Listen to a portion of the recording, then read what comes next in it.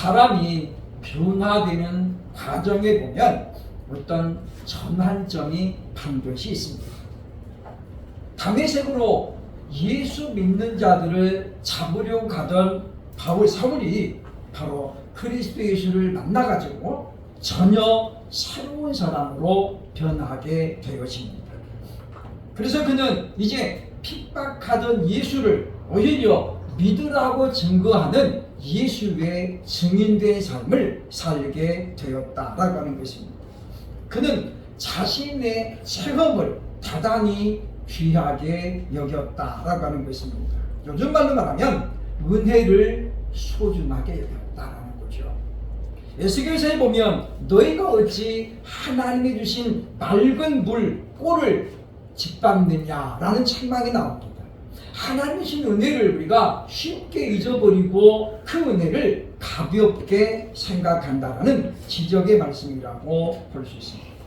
그런 면에서 볼 때 사도 바울은 단 한 번의 체험을 평생의 마음에 가다듬고 그리고 다메섹에서 만난 그 예수 그리스도를 평생 증거하는 그런 삶을 살았던 사람이라고 성경이 소개합니다.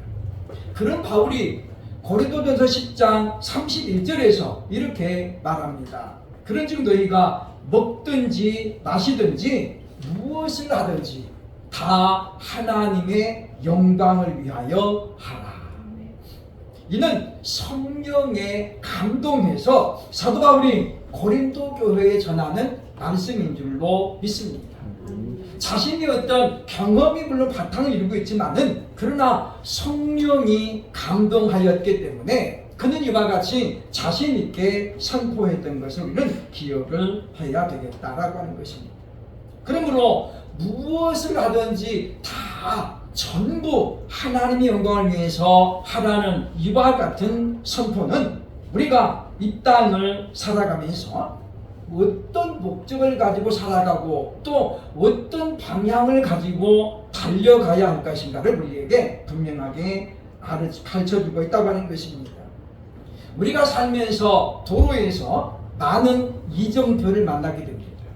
길을 가거나 운전을 할 때는 반드시 이정표를 봐야 되죠. 신정동은 어디쯤 가고 있고 또 신정동 지나면 어디가 나오나 이정표가 같다고 하는 것입니다. 하나님의 말씀은 바로 갈 바를 알지 못하는 많은 사람들에게 이와 같이 이정표의 역할을 해주고 있다고 하는 것입니다. 한때는 책 속에 길이 있다는 말이 유행해서 많은 사람들이 책을 많이 읽는 독서하는 그런 좋은 그런 습관이 있었던 적이 있습니다.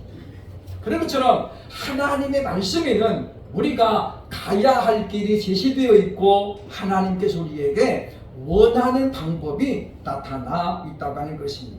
그래서 우리가 힘들고 어려울 때일수록 바로 하나님 말씀을 가까이 하면서 성경을 통해서 우리의 갈 길을 발견하고 방향을 점검하는 그런 지혜로운 사람들이 될 수 있기를 주의 이름으로 축원합니다.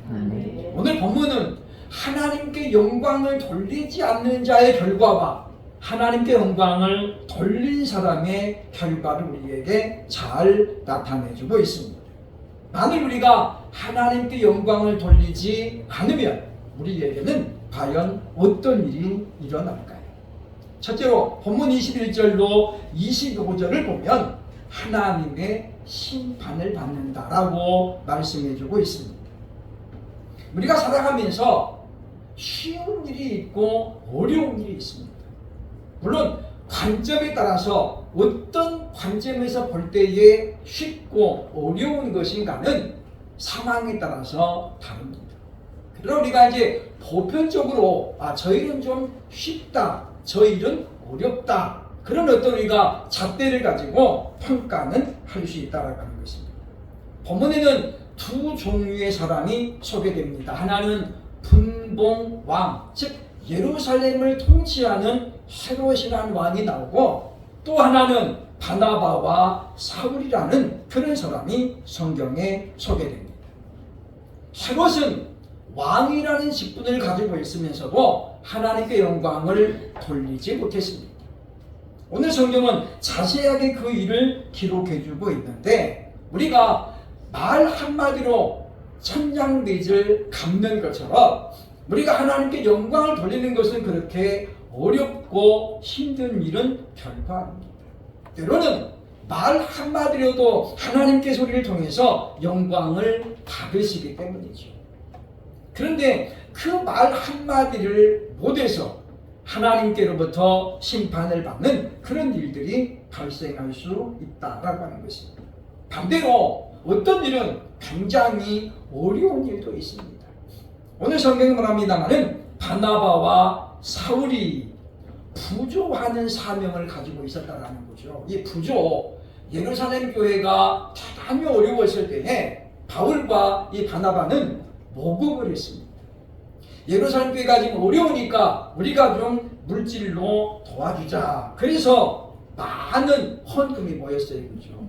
그 일을 바나바와 사울이 예루살렘 교회에 지금 전달하러 가는 거예요.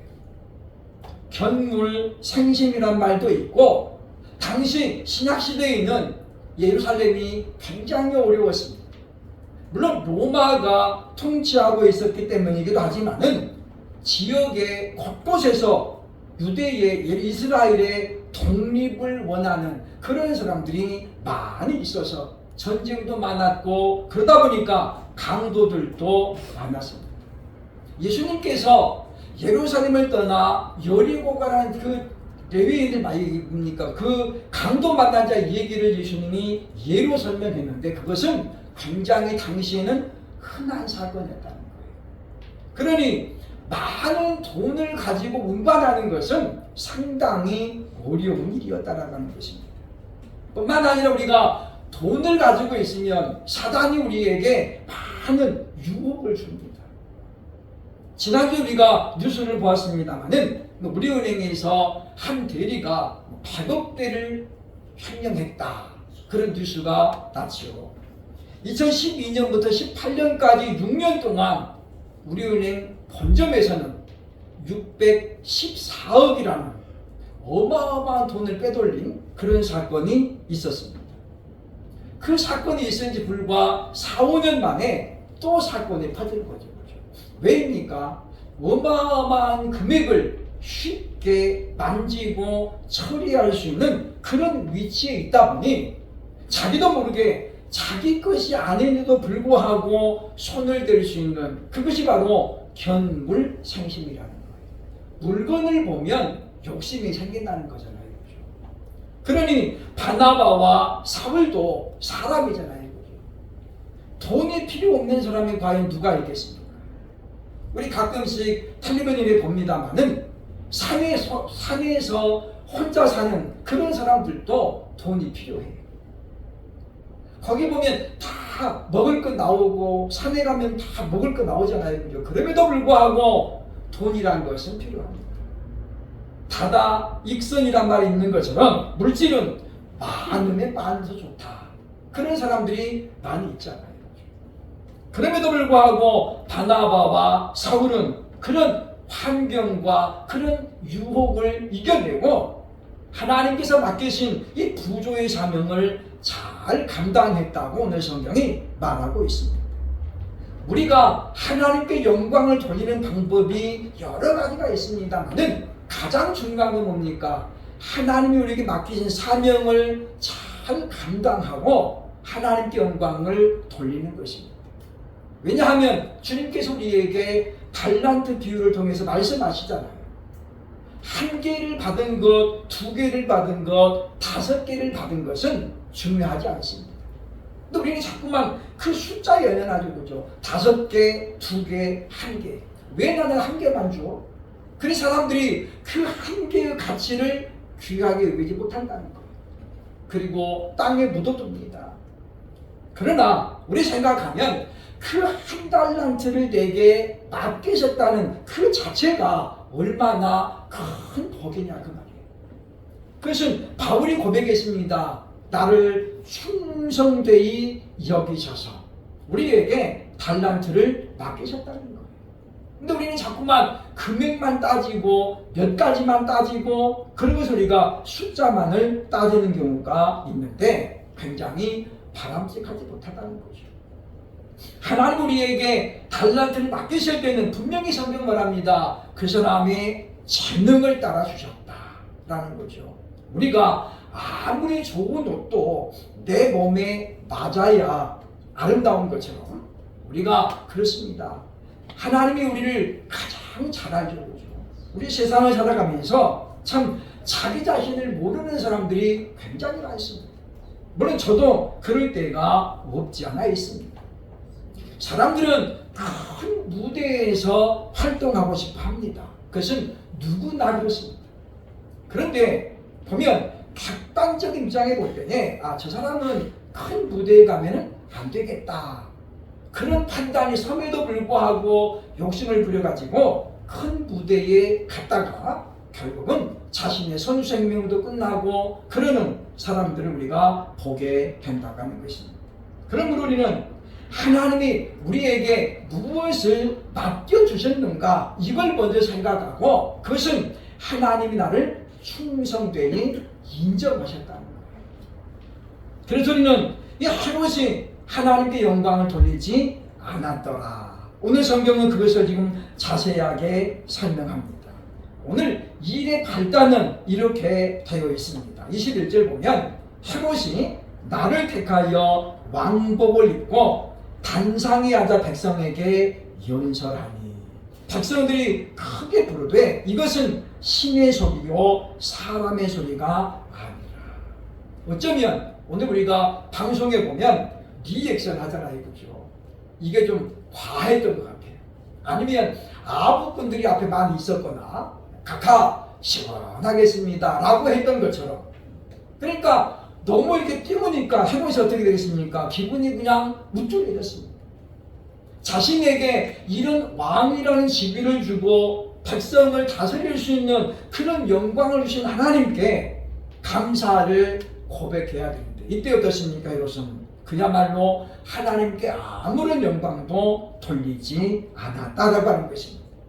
그러니까 우리가 살면서 우리가 영광을 받고 내 이름이 높아지는 상황이 언제든지 올 수 있다는 거예요. 그때 우리는 항상 겸손하게 하나님께 모든 영광을 돌려야 할 것입니다. 하나님의 은혜로 내가 여기에 섰습니다. 이 말 한마디면 되는데 헤롯은 그것을 못했다는 거예요.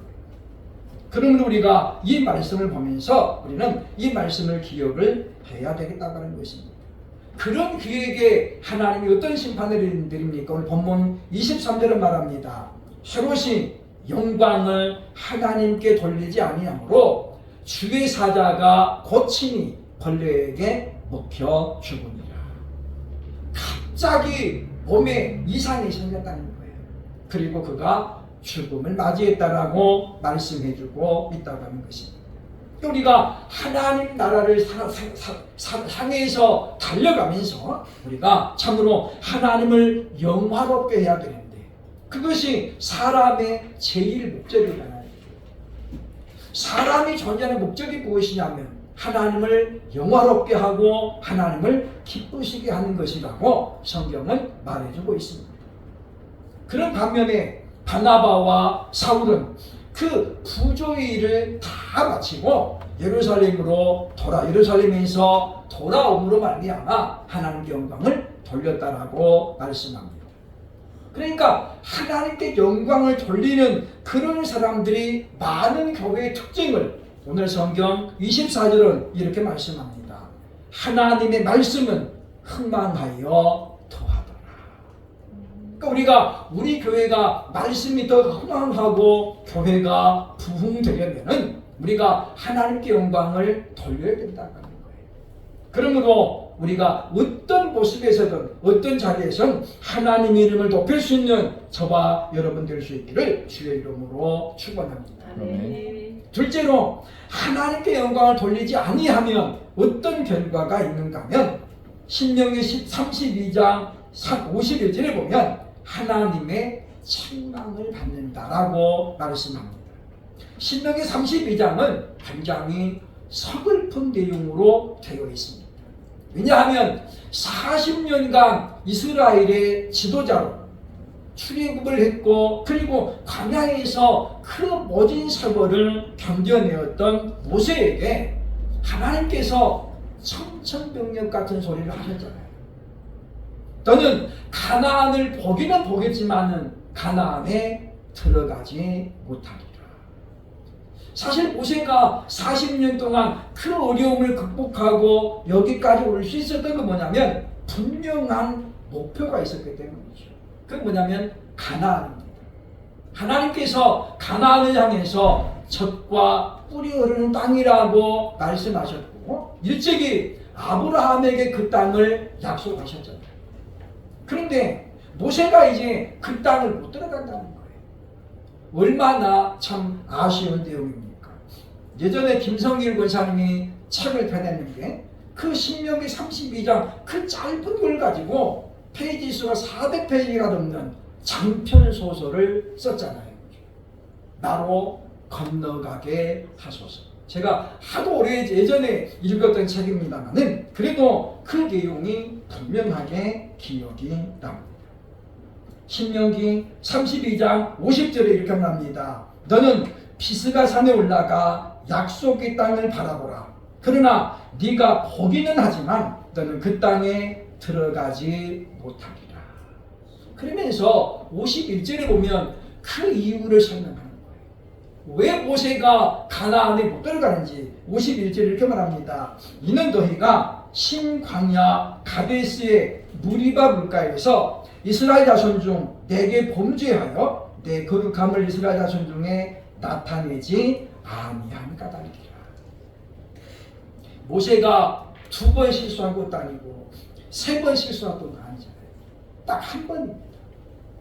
그런데 하나님 그때 모세에게 말씀해 너는 반석을 명하여 물을 내라 그랬는데 백성들이 너무 모세를 향해 원망하고 막 그러니까 모세가 감정에 상했어요. 우리말로 화가 난 거죠. 그래서 하나님이 말씀하신 방법을 잊어버리고 이렇게 외칩니다. 내가 너희를 위하여 이 반석에서 물을 내리야. 그리고는 지팡이로 반석을 2번 딱 2번을 때렸습니다. 그러자 반석에서는 물이 쏟아나죠. 백성들의 문제는 해결됐습니다마는 그러나 이 사건으로 하나님께서 책망하시는 거예요. 네가 내 이름의 영화로움을 내 거룩함을 나타내지 아니했다. 우리가 살아가면서 이 성격, 화를 다스리는 것은 굉장히 신중한 문제입니다. 요즘은 무슨 분노 조절 장애도 있고 여러 가지 병들이 있습니다만은 그러나 우리가 그런 것들이 항상 나를 이롭게 하는 것은 아니라고 하는 거예요. 어떤 분이 지금 묵하는 성격을 못 참아가지고 재판을 받게 되었다라는 말을 제가 듣고 제가 그분들을 참 오래전부터 알고 있었는데 그분이 그럴 뿐이 아닌데 오히려 자기를 희생하면 희생했지 그럴 뿐이 아닌데 그때는 날씨도 더운 데다가 또 그런 어떤 짜증이 났었던 것 같아요. 그래서 그 순간을 못 참고 발길질을 하고 말을 거칠게 하고 그것 때문에 지금 어려움을 당하고 있는 것을 보게 되는데 우리가 항상 자기 감정을 절제해야 된다고 합니다. 하나님께서는 모세에게 그렇게 이야기하면서 그러므로 이제 너는 가나안을 들어가지 못할 것이라고 말씀합니다. 결과는 좋았지만은 방법이 틀렸다는 거예요. 우리 지난주의 말씀이 바로 다윗이 언약궤를 모셔온 다음에 하나님을 찬양하는 그 내용이었습니다. 다윗이 언약궤를 모셔올 때에 첫 번째는 실패합니다. 왜냐? 목적은 좋았지만은 방법이 틀렸잖아요. 언약궤는 반드시 제사장 4명이 2명이 아니에요. 그죠? 언약궤는 크기가 그리 크지 않습니다. 가로 세로 1m밖에 안 돼요. 얼마든지 장정 혼자 들 수 있어요. 그런데 하나님은 이 양쪽 고리를 깨가지고 앞에 2명, 뒤에 2명. 그것도 제사장만 들 수 있어요. 그러니까 다윗은 그것을 몰랐던지 그 방법을 택하지 아니하고 보면 소달구지에다가 언약궤를 실어가지고 됩니다. 그것은 하나님이 원하는 방법이 아니었다는 거죠. 결국 소가 날뛰면서 우사가 그 언약궤를 붙잡았다가 그 자리에서 사망하게 되어집니다. 그런 다음에 다윗은 3개월 뒤에 하나님이 원하는 방법대로 언약궤를 모셔오게 되었다라는 것이죠. 그러면 우리는 이 모습에서도 보게 되어집니다만은 우리가 무엇을 하든지 간에 하나님의 방법대로 해야 된다는 거예요. 우리가 하나님께 영광을 돌리는 것도 그의 이름에 합당하게 돌려야 되는 것처럼 우리 역시 바로 무엇을 하든지 하나님의 방법대로 하나님의 말씀대로 실천에 옮겨야만이 하나님의 영광을 받으신다고 하는 것입니다. 그러면 우리가 하나님의 거룩함을 온전히 드러내면서 참으로 세례요한이 했던 말이 무엇입니까? 나는 이제 망해야 되고 저분은 흥해야 한다. 그러니까 우리가 예수님이 빛나야 되는데 우리가 빛나면 안 된다는 거예요. 가끔씩 드라마에서 또는 영화에서 조연 배우가 너무 연기를 잘해가지고 오히려 주연보다 더 빛을 발하는 그런 경우가 가끔씩 있습니다. 물론 그 조연 배우가 잘못했다는 것은 아닙니다. 한 번의 기회를 잘 잡았다는 거죠. 그러나 우리가 살아가면서는 우리가 정말로 드러내야 될 건 누굽니까? 우리 자신이 아니고 예수 그리스도 한 분이라는 거예요. 그래서 우리가 항상 나는 이제 죽고 나는 이제 뒷전으로 물러가고 주의 이름만이 높여지는 것, 그것이 우리가 해야 될 하나님의 영광을 돌리는 것임을 분명히 기억하고 우리의 명예보다도 오직 하나님의 이름을 드높이는 하나님의 영광을 돌리는 삶을 살아가는 저와 여러분 되실 수 있기를 주의 이름으로 축원합니다. 기도하겠습니다.